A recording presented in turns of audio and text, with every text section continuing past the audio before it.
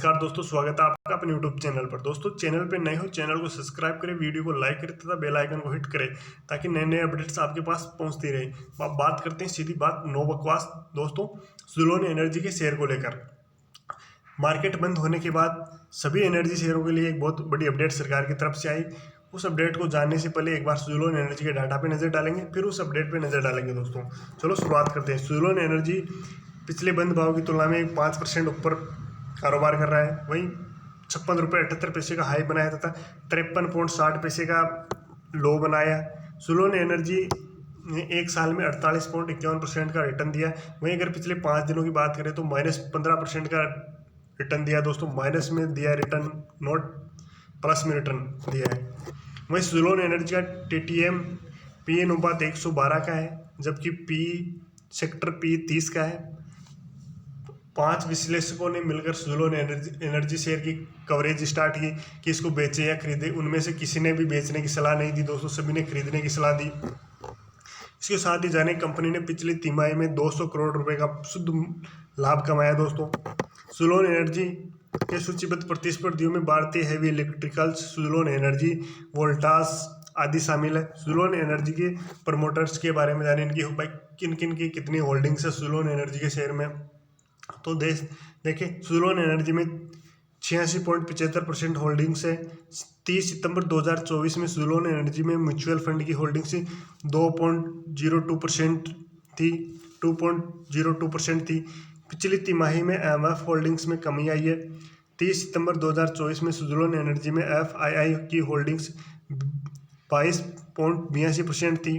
पिछली तिमाही में FII की होल्डिंग्स में वृद्धि हुई है। ये बहुत ही अच्छी बात है दोस्तों कि FII वालों ने सुज़लोन में अपनी होल्डिंग्स बढ़ाई है।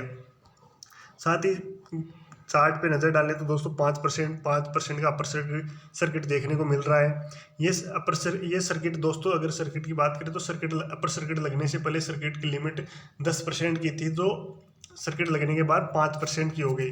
अगर ये दोस्तों 10% की सर्किट रहती तो बहुत अच्छी बात रहती।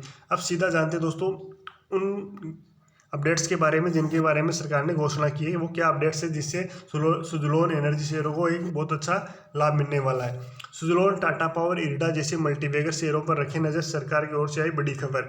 जानते दोस्तों क्या खबर है वो।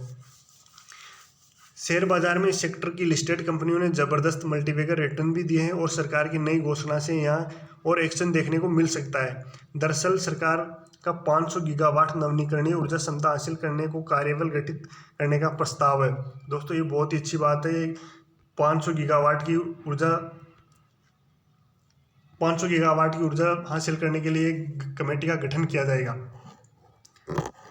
रिन्यूएबल एनर्जी सेक्टर पर पिछले कुछ वक्त में लगातार फोकस बढ़ा। सरकार भी सेक्टर के विकास के लिए कई कदम उठा रही है। शेयर बाजार में इस सेक्टर की लिस्टेड कंपनियों ने जबरदस्त मल्टीबैगर रिटर्न भी दिए और सरकार की नई घोषणाओं से यहाँ और एक्शन देखने को मिल सकता है। दरअसल सरकार का 500 गीगावाट नवीकरणीय ऊर्जा क्षमता हासिल करने को कार्यबल गठित करने का प्रस्ताव है।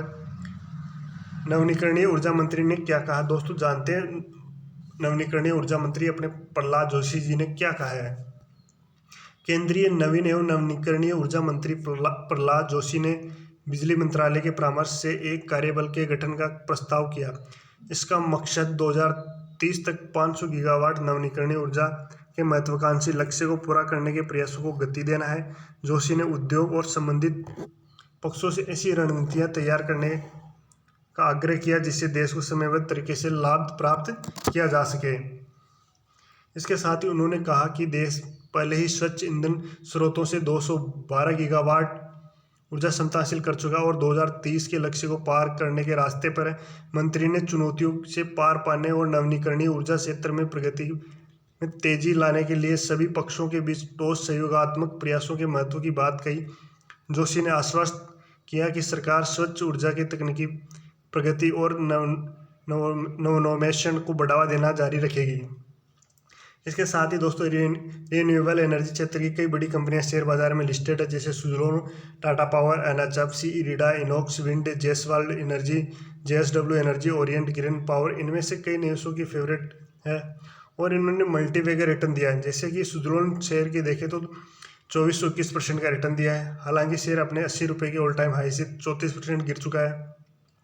इरेडा की बात करें तो दोस्तों इरेडा जो पिछले साल दिसंबर में लिस्ट हुई थी और एक साल के अंदर 202% का रिटर्न दिया है।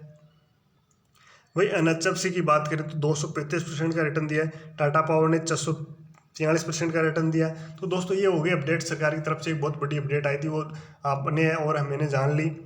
इसके साथ ही दोस्तों स्टॉक पे नज़र रख सकते हो और अपनी सलाह और अपने सलाहकार से पूछ के अपना इन्वेस्ट करें। धन्यवाद दोस्तों।